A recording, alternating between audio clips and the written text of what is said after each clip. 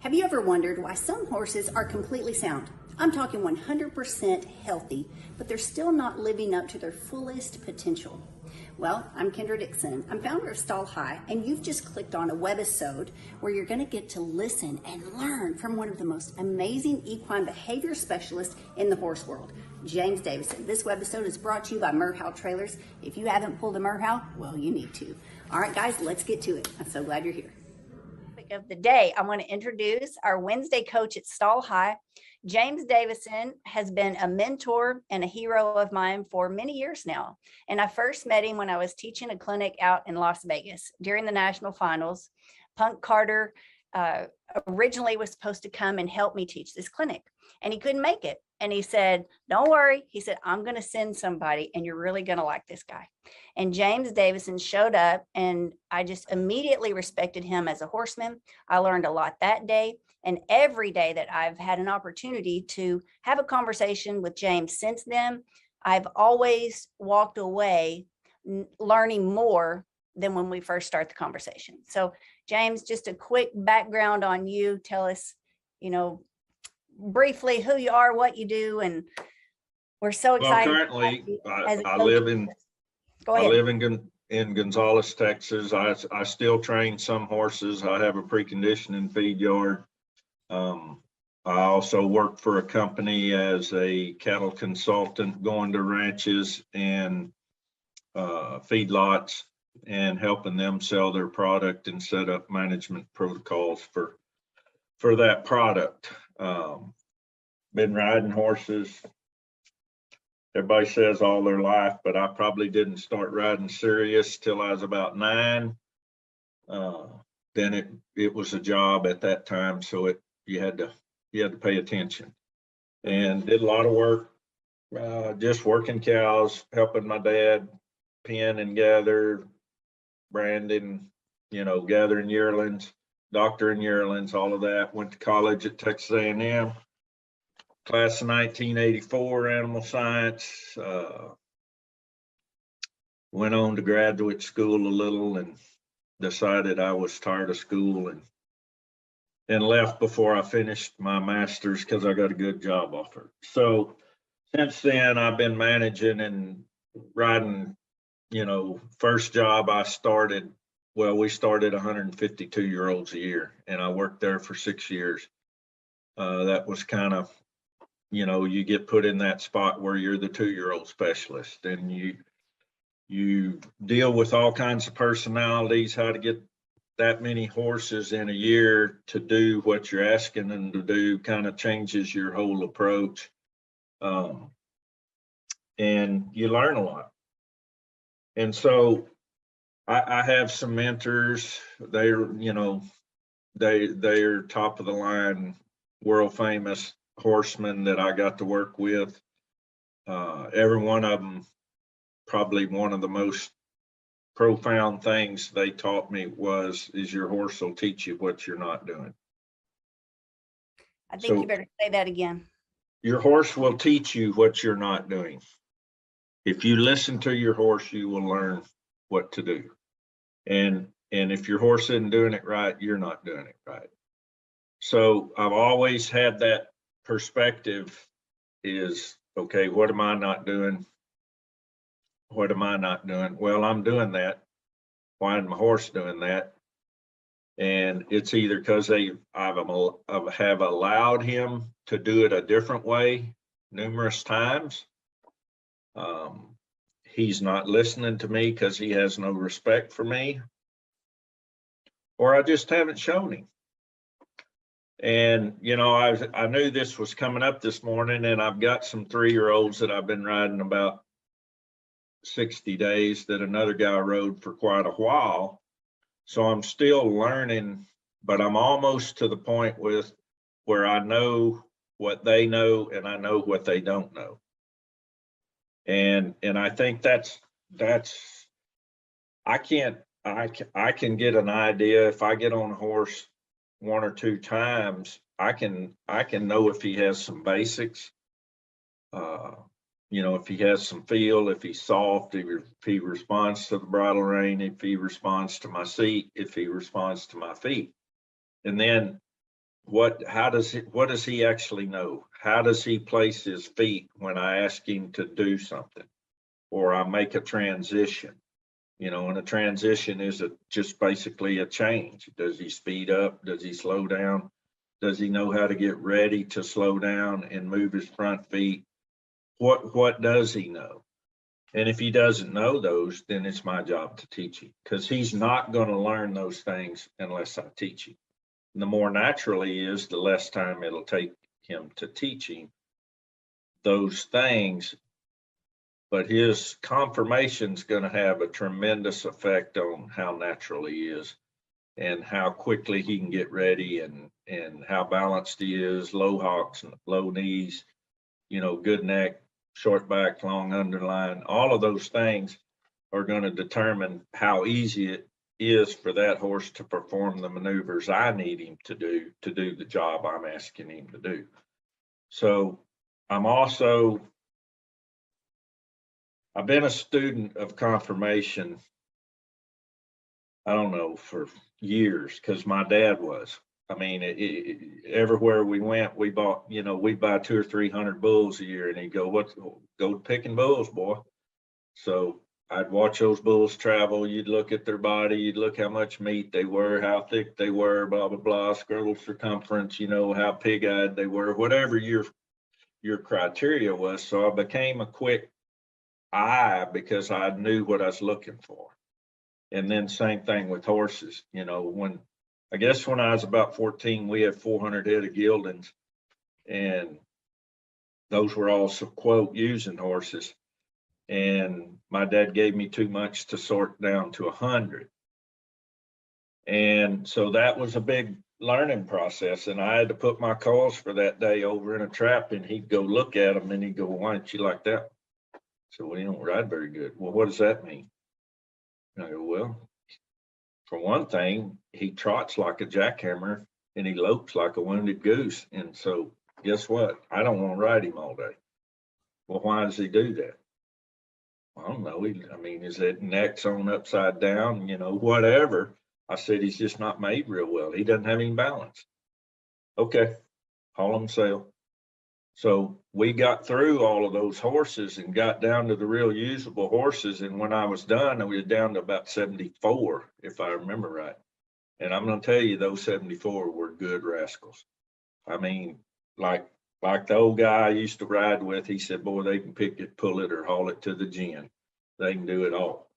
And they could trot, they could lope, they could stop, they could roll back. They didn't beat you up all day. They watched the cow. If you said go get one, away they went. And when you got your lat rope on one, they got a hold and let you handle that cow. So that's where I developed what I like and what I don't like. Then when you go throw your shingle out there and say, "Hey, I'm a trainer," they bring you stuff that's less than optimal. So you don't get to necessarily cull all the time because you got to pay the bills. So you figure out different ways to get that horse to do what you're asking him to do. And sometimes you just have to accept, hey, this, he ain't going to pay his way, but I did my job. He's broke to ride. He's gentle. Somebody can get on him. They can trot down the road. They can go gather some, a little set of cattle or whatever. He's just not that great a horse. And sometimes our reflection on what we actually have and being able to go, okay, that horse's front, his elbow's way out in front of his shoulder. So how's he going to reach laterally? And he doesn't have any wither and he's running downhill. So how is that horse ever going to really step underneath himself with a hind leg and support his weight so he can pick his front leg up and change directions? So all of those things are extremely important. But I'll never forget one year I worked for Dick Pieper and he had two paints for the paint reining fraternity. And one of them was a big, pretty sorrel and white paint stallion, 3 years old, big, pretty horse, Smoking Jose Cuervo. I'll never forget him. And he is big and pretty, but he had one foot that turned very extreme to the inside, and it was his right front foot. Mhm.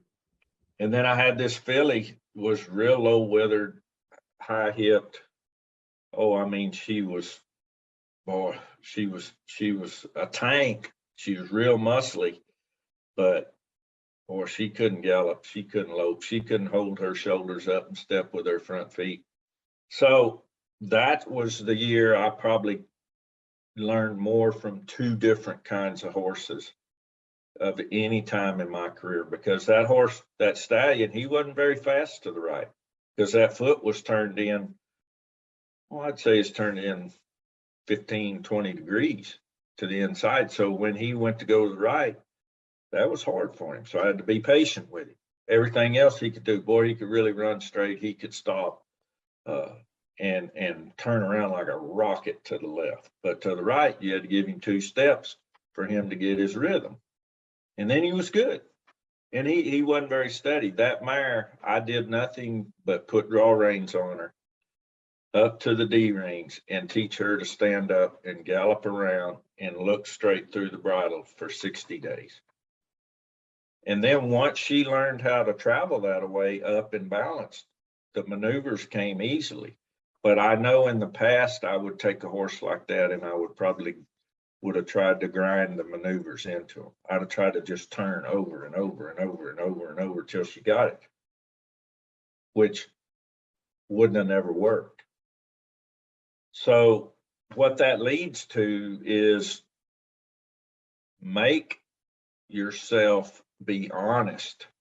Can my horse look straight with his ears and straight with his eyes and go straight? And then move his front foot and make a transition. Because you know what our conversation Wednesday night, this what leads me back to when I look at Valor a lot. And like I said, I don't know Donna Kay. I admire her horsemanship because I see the results and I watch that horse and he's calculated. I call it that horse thinks before he does it. So she knows what she has to do. She has to get him ready. So she just gets him to where he's thinking and standing still and quiet and then warms his muscle up and he goes and does his job. And I see so many people practicing the barrels or running reining patterns or just cutting cow after cow, or they might practice on their really good rodeo horse way too much in team roping. And so they make what we want them to do hard by getting them tired. And so I always like to look back and go, does that horse know it? Yes. Do I trust him? Yes. What do I need to do? I need to keep him being a saddle horse, keep him fit, keep him traveling correctly, and keep his mind on just being a good riding saddle horse. Now, that doesn't mean you have to go gather cattle. You know, if you have that opportunity, that's great. But when you go to an event, that horse has to let you get him ready. And the number of times that you have taught him to get ready at home and get relaxed and soft, that's where it's going to express itself, because you're starting all over the first time you go to town. Start all over. I have yet to have one that I didn't have to go, oh man, he ain't acting anything like he is at home. So what do? If I have him where I can put my feet on him and show him where to go with my hands and I have control, then I can go walking, I can get him straight. Pretty soon he goes, oh, well, okay, this is the same thing I did yesterday. So remember, horses can't reason, they remember. And they never forget. And you will learn that the hard way if you break the jar to get the penny, which means if you do too much, they're not going to forget it. And you think you might can, and a year later, boom, that same little spot happens and they hadn't forgotten it. And you got that big, bad adverse reaction. The same thing with horse that's sore. If he goes and makes a barrel run, or you go rope a steer on him, or you're cutting cow, and man, he makes that big move and something grabs him right there and hurts him, he will not forget it. So trying to, you know, work a horse through soreness, sometimes that doesn't work either. And we have to recognize when something like that is going to cause more harm than it is going to be good. So I know that's a lot of talk, but it's when we get to that spot, I like for people to understand what my philosophy is, because if you don't ride them, they don't learn anything. It's that simple. But how you ride them means everything. You know, I agree with that. And one of those really great horsemen told me one time, he said, what if a horse gets better 1% a day? How many days it take you to train him? I said 100. He said, well, how come we ride them this long? He said, don't answer. You better go ride and then think about that. So I come back to him. I said, well, I think it's because we're trying to get them ready to train. He goes, now you got it. And getting them ready to train means go forward, go straight, relax, steer. Just be a decent horse that I can go ride, you know, be a saddle horse. And then you can build on that, because you haven't given that horse time to learn to pack your weight, pack a saddle, stand up square, and keep all four legs under himself and go and get his rhythm. Mm-hmm. As I told a guy 2 days ago, he goes, man, you sure work on getting them straight and standing up. I said, let me ask you something. You ever tie one to the fence and run up there and try to knock him off his feet if all 4 feet are under him? He goes, well, I never thought about that. I said, just try it. That's why I want all 4 feet under him, because I don't want him to fall down. I want him to be able to do whatever I ask to. And so he has to start with all 4 feet under himself. It's that simple. It's good stuff. Yes, you covered a lot today. Decades of wisdom. I find it very impressive that your dad trusted you when you were 14 years old to go work the herd. Well, I mean, he did contributed a lot to that, because I mean, my dad was a cowman. He could ride a good horse, and he could start a colt pretty well. Mm-hmm. But he never had aspirations to go show a horse. But everything he rode did what he asked him to do. Mm-hmm. And, you know, I guess the reason he trusted me, because he spent a lot of time with us in 4-H as a 4-H leader, teaching us conformation and helping us learn how to judge and taking us to judging, you know. So he felt at that time, and he knew, you know, if you're going to learn to do something, you got to wade in the water, and sometimes you go under and you learn to swim. So that's kind of the way he treated me. And I appreciate it now, because I mean, he'd just say, go do that. Well, I never have had the idea that I could not go do that if it was horseback. I've never, ever thought there was something I can't do a horseback. Now, I might not can do it on the one I'm sitting on, but I'm going to go find me one I can. And I, you know, I truly appreciate that. I told him that the other day we were riding around. And I said, man, sometimes I'd watch you, Dad, and you couldn't ride to the mailbox. And he'd go, yeah, I know, compared to you. But I said, but I appreciate all those opportunities, because that's where I got my basics and my knowledge. And I didn't have to overcome that from doing one event or something growing up. I knew what all a horse could do and how far he could go. You know, how many people know how far a horse can go? And do I want to get in that situation with him? Am I going to run it out of him? No. Not if he's a good one. If he's a good one, you're not going to run it out of him, because he can go a long ways if he's a good one. Mm-hmm. Now, those are the horses that people have the challenges with, because they're ready to do something. And are we ready? Because those are the horses you have to slow down, you have to go slow, and you have to get them to go smooth, because smooth is fast. Vulgar movements, head slinging, shoulders running everywhere. All that stuff costs time. So the faster a horse is, the slower I have to ride. I think you're tapping into a new vein and a new direction we can take the conversation over the next few weeks Okay. in Trainer Day at Stall High, because you did have an exceptional opportunity early in life to learn from a vast amount of horses, and you have studied. You've really enjoyed it. Sure. A lot of people, most people, especially now, we don't get the benefit from learning that many numbers. If you just play the numbers, right? You mentioned early on that out of that 75, out of 400, you drilled to 75. How many of the 75 make great ones? Well, let me say that there was a little chocolate mare in there. I called her Hershey. Had one little bullet hole right here, a white, prettiest mare ever walked. Like the most beautiful mare. She was a great one. You could sword on her. You could tie one down on her. You could pitch the bridle reins to her, and she'd get through the brush. If she stopped and cocked her head, there's something over there. And it might not be good, but there's something over there. And she wouldn't bolt. She was exceptional. Not great. She was exceptional, a one of a kind. She was a own daughter of Lesclo out of a daughter of Rattler.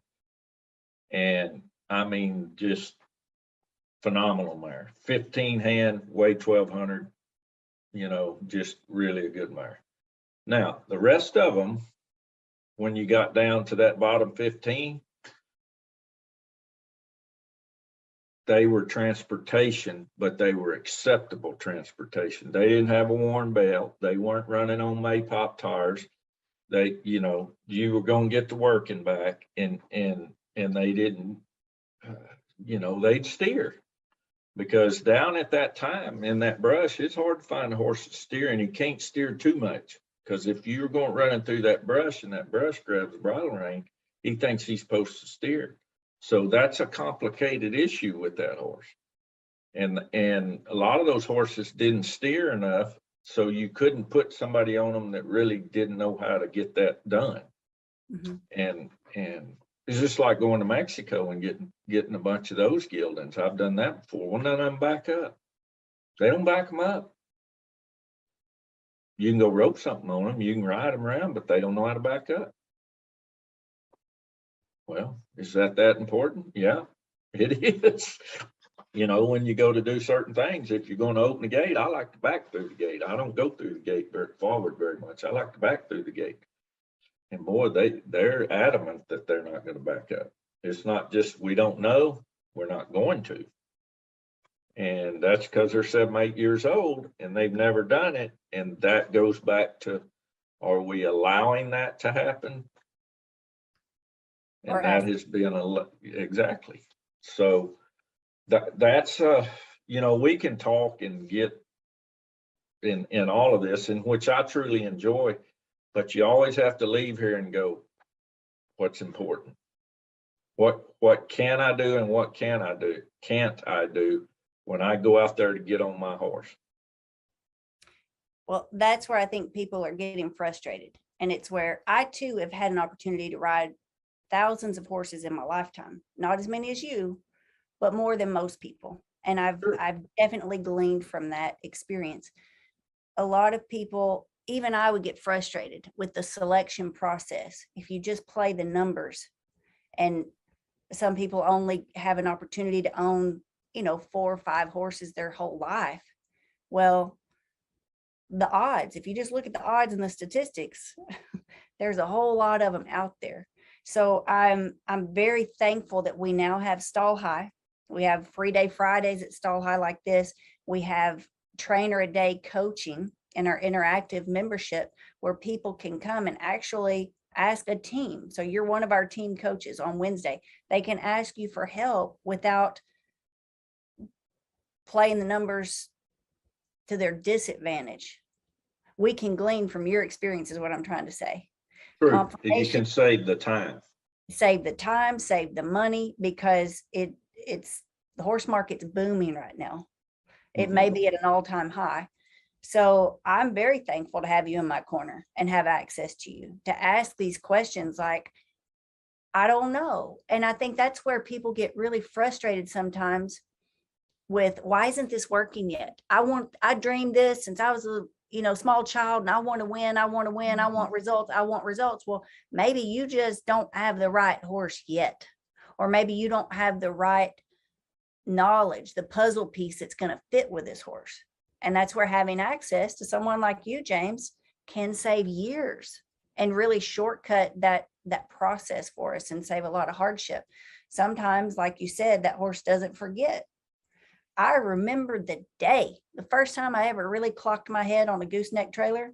I know exactly where that trailer was parked. I know the color. I know how much that paint was faded. I never forgot that trailer or how much it hurt my head. And it happened like that. Yep. And I think people discount in a horse. You said something about vulgar movements a minute ago with their head shaking and head tossing. Well, that's a result from vulgar body language, being overly aggressive. Yes. And we don't even realize it.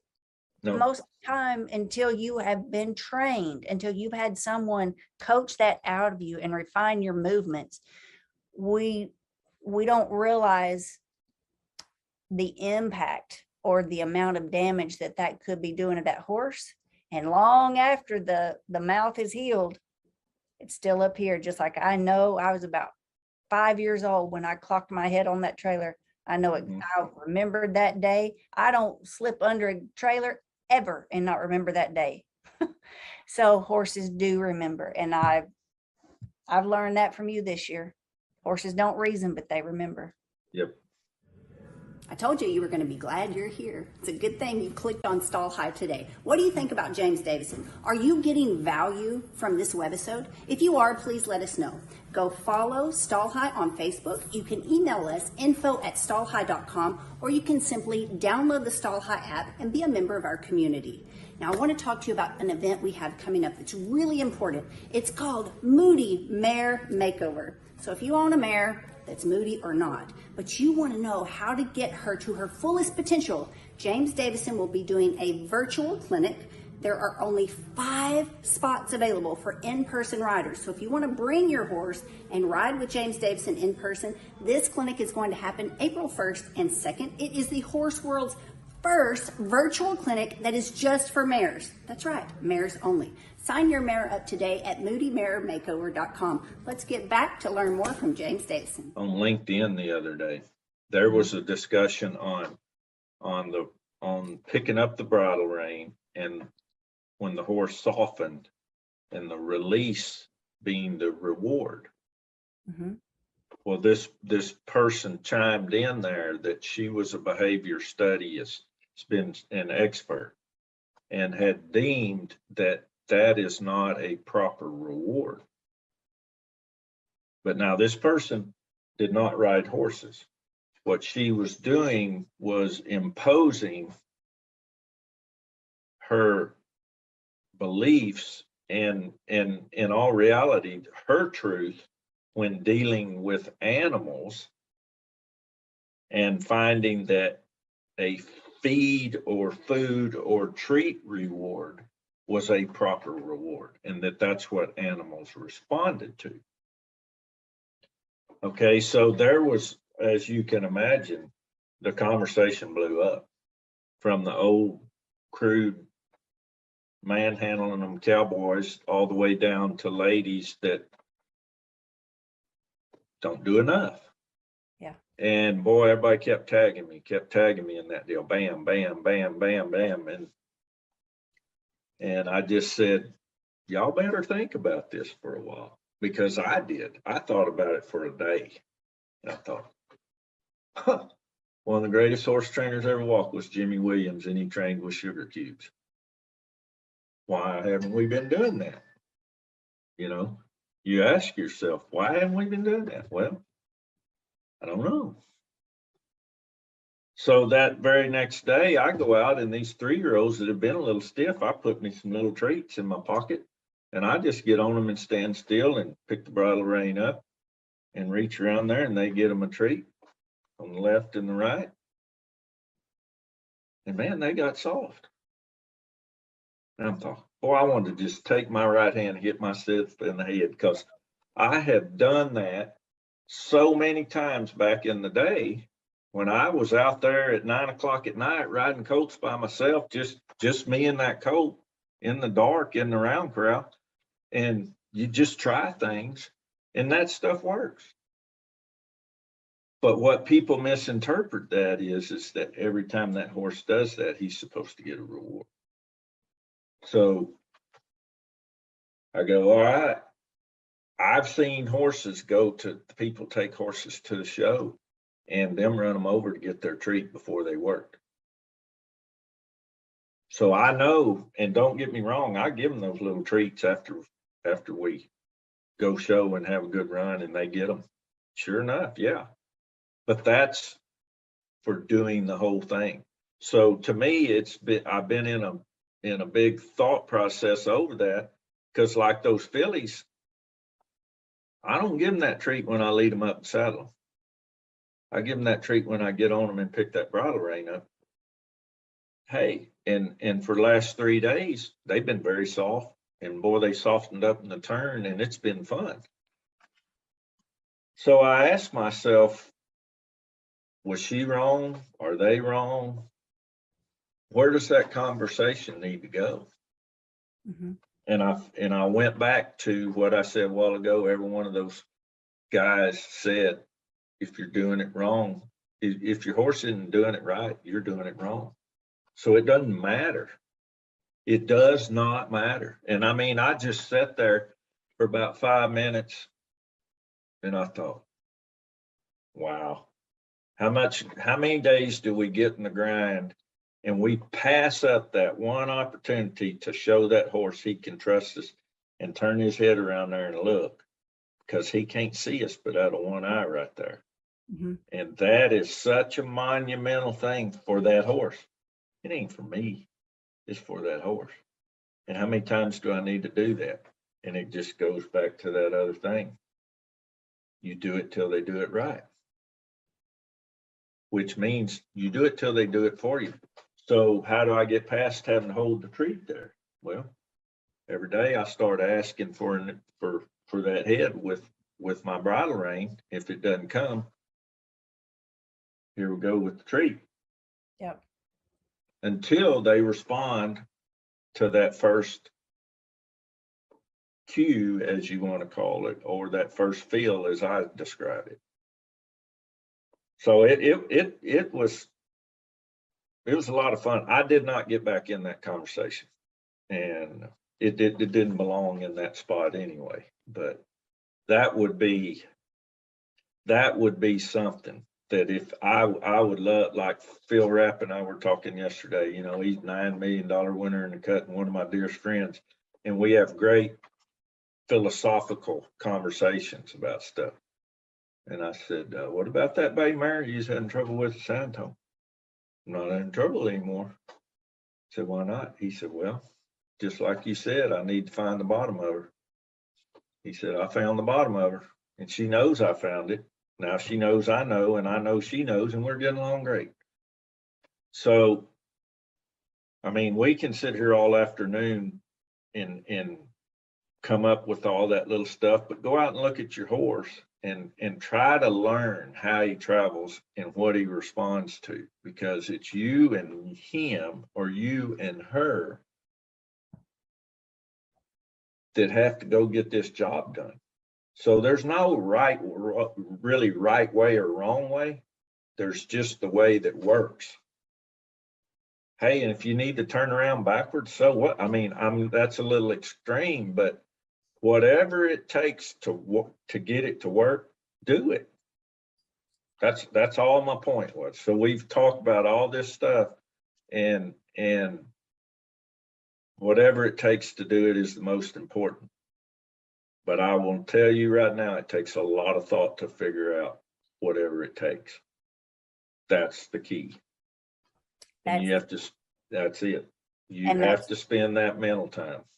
People are looking for the quick answer. The product, what product can I buy? What product can I buy? Sugar cubes are pretty darn cheap. I remember Yep. my papa, you just flashed me way back in time. When I was a kid, he would have a box of sugar cubes Yep. and we didn't train with him, but he just enjoyed feeding his horses after we rode Oh, them. yeah. He'd give them some sugar cubes. But the knowing, Donna Kay and I were talking about this last night. She was at her trailer getting Valor ready. We were in Athens, Texas, Slack. Okay. And she was talking about Stall High and talking about this week when she was a guest and spleen dumping. You know, we talked about that. I shared that link with her as well. And we talked about how fun it is to learn. It's fun. We learn something new every day and we learn from our horses. And some people don't value that yet, willing to invest yet in Stall High, willing to be here, invest in training because they're bumping up with that. I don't know if it's a wrong theology, like I don't need a coach. But that horse is an animal. We're expecting them to be a partner, and every other professional sport out there hires professional trainers. It is accepted in every other professional sport, but it's negligent. Specifically, I see it real strong in the sport of rodeo. People think if I can buy it, I can ride it. Oh, yeah. And they don't realize they're just wasting years and thousands upon thousands upon thousands of dollars just grinding on them. Like what you said, So, grinding, grinding, grinding. yep, to that point. I have witnessed some of the biggest purchases of horses that were world champion barrel horses, and down in my travels around where I live, you know, $500,000, million, $2 million. And it worked. They did achieve what their goal was. They got a buckle. You know, and something, before I forget, watch Joe B's deal on the Cowboy Channel, you know, because as Joe B and Jenna, and I mean, we go way back to a lot of things through all of that stuff he's talking about. But what do they really have when it quits working? Because it will eventually. And everybody that looks at that goes, well, good. I always go, well, good for them. You know, they got the money. They're going to go have fun. Good for them. And then when it quits working, you don't see them anymore. Because they didn't go through the process and they didn't learn. And so they didn't know how to keep that deal going. So they relied on the horse to do it for them every time. And after a while, the horse goes, I'd just rather go eat grass. Sorry. You know, because he's a horse. That's what drives him. Mm-hmm. And you're not ever going to change that. And you know, I mean, I'm not saying that makes those people bad people, not at all. Like I said, you have to appreciate that they recognize that. And what I'm leading up to is there's also a lot of people that want the satisfaction of going through the process and getting there. You know, yep. Because I told a kid 4 days ago, he bebopped up here and he wanted to go to work for me, and he said, well, I want to get to go showing. And I said, you ever been the first one to throw your leg over one and take him all the way and win money on him? Nope. I said, well, you ain't a horse trainer. I said, when you get up to our crowd, when you're in our circle, we know that process. We learned that process. And we know you're cheating yourself if you don't go through that process to do it at our level. Now, if that's, you put that in perspective, you know, there's a lady that announces the cut, and bless her heart, she went and bought her a 14-year-old horse. She runs in the 2D every weekend, has the greatest time, does nothing but ride that horse up and down the sand road in front of her house every day and goes to barrel race. And she's as happy as there is. And I'm like, great, good for you, Teddy. You know, hey, that's great. You know, because she's maybe a year or two older than I am, and that's what she wants to do. And that horse is good. Whoever did a job on that horse did a good job because he's broke the ride and he's saddle horse. And so not only do they get to go run barrels and win something, he's a nice saddle horse because he's made right and he's comfortable to ride. So I think we just need for people to get in that mode of understanding the uniqueness and the value of that good horse. Then they would say, okay, now I'm aware of it. Now, how do I respond to it? How do I deal with it? How do I shape it? How do I maximize it? You know, and men are the worst. I worked for a guy that, you know, he had everything, had all the money, had all the power, blah, blah, blah. And he'd show up and go, that horse ain't no good. I go, why? He goes, well, you won't do what I want him to. I said, well, you ain't asked him. He said, no, you don't understand. If I pay that much money for that horse, he's supposed to do it for me. Right. And I said, well, you know, you want him to put you in the saddle and walk down there and look at, hey, I'm just going to cut that cow right there. Well, yeah. I said, well, that's unrealistic expectation. I said, you're a grown man. You've made a lot of money. You have great business sense, but you're going to have to change out of that world because the horse, here's the thing most people don't realize. There's no other animal on earth like the horse. None. He fits no other business model. He fits no other mold. He is his unique animal. And he remembers and he doesn't reason. And that's where you have to go, okay. Is he ever going to forget? When you get to a certain level, they don't. And where is that level? So good. This has been great. About 12 years old. I, Then you I, don't. I love everything you're saying. We were talking this week, Lori and I, products, and I'm going to say even pedigrees, they come and go in popularity. Horsemanship is not a trend.